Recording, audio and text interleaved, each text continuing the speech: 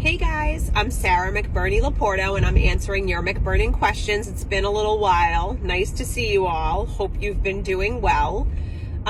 Today's question is actually like a combination of multiple questions. I hear a lot of misinformation or myths or confusion over the following subjects: sump pumps in basements, basements taking on water, wetlands, and flood insurance.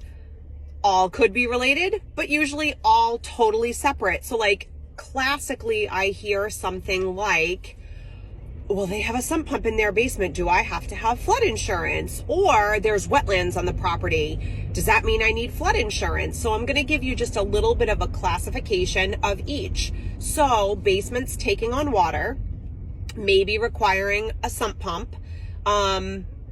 That can be from groundwater, that can be from overflow of water off of the house and it having no place to go but into the basement.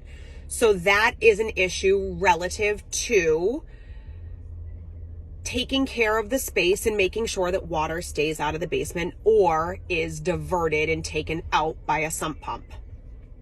Flood insurance. Flood insurance is determined by flood plains, which come from FEMA based on flood maps. It's usually based on historical data of floods in certain areas.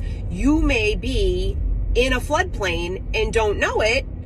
Well, you would know it, but hypothetically saying, because it's not wet, and it doesn't have to be wet on the regular, it just has to be within one of these, some are classified like 100-year flood, etc.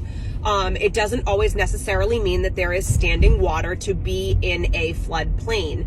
If you were to Google search FEMA flood map, there is a lookup tool. You can type in an address and you can see, is that address in a floodplain or not? Pretty cool tool.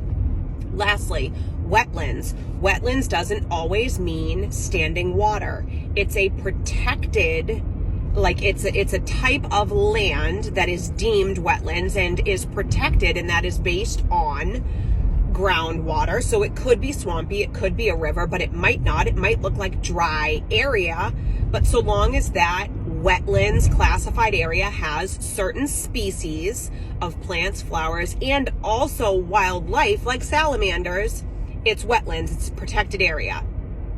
So just because something looks like a swamp doesn't mean it's wetlands, but also just because something is dry doesn't mean it's not wetlands. So sometimes the three topics are combined, but most often not.